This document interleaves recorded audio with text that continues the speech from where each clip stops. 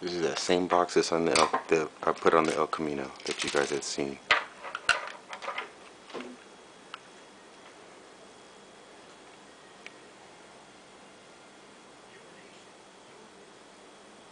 That's it.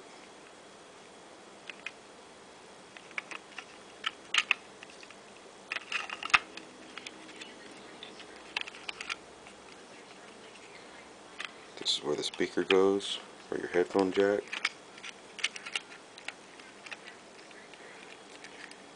Pot wires, right here. There's my pot. There's the display. This board's a little different because this is one of our prototypes. But it's the same thing. Whoops. I'll fix all that later. And then, so I said, you know what, I need something like this. A little bit easier to look at. Put it on my dashboard. There's some surface mount stuff in there.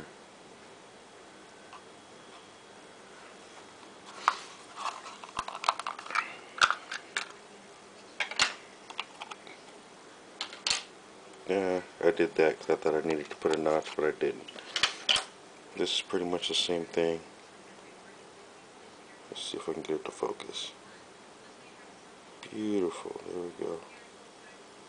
So, headphones would go there. Pot connection right there. This adds for the gain. You can adjust the gain with the resistor back here. This does for the feedback. This is for an opto isolator, LTV816 or your choice, it doesn't matter, just as long as it's 4-pin. They're a little close right here, so this is the connection here for that. So you can, if you're using a 12 volt for the tach or a 5 volt for the tach, or if it's ground or if it's positive, you can do what you want to do. You really only need to connect these wires here. Anything here, that's what these are over here. So you got 3 grounds, channel, let me see if I can get the focus again.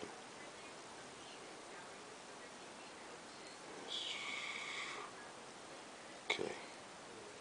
Anyways, channel 1, there we go. Channel 1 is right here, so that's for the first knock sensor. Second knock sensor, like I said, there you can switch between the two, but only through the USB on startup.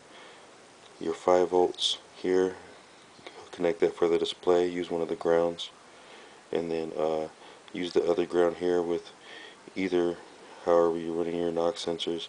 This will be your shielding, and then this will be for the actual board ground itself, so you connect this to whatever ground your ECU is connected to. The 5 volt, what do we got here? Okay, we got 5 volt, 12 volt, and 5 volt. Once you hook up the 12 volt, this is to the car so that it can run through the 5 volt regulator, then you'll have 5 volt out on both of these here. This is the digital out. This gives you a signal for 5 out. When there's knock detected, the light will turn on, 5 volts come out here. And this is the analog out, which gives you an analog signal. This is off of PWM, and here's the RC circuit for it. So these right here are the ESD suppressors.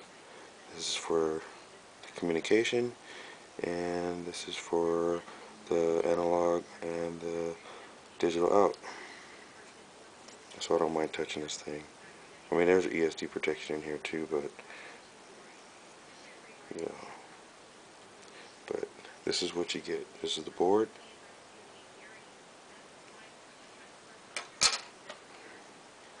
This is the display.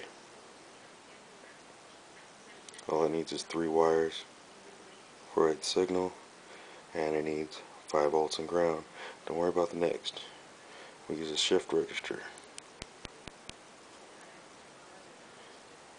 The display alone doesn't pull any more than 80 milliamps, so you don't have to worry about it getting weird. This is the button that I use for hold this down, and then you turn it on, and then or I'd use the reset. So you tap the reset, and then it'll give you a USB out. I'm going to make that better, but I'm more of the play with the hard stuff instead of play with the soft stuff, meaning the firmware. So, Surpack gray case, and then here's the blue one,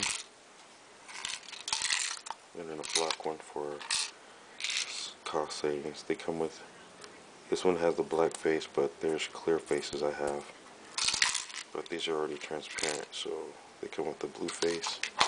This one comes with the gray face, like this. So kind of diffused, but not really. But there you go. Here's my junk.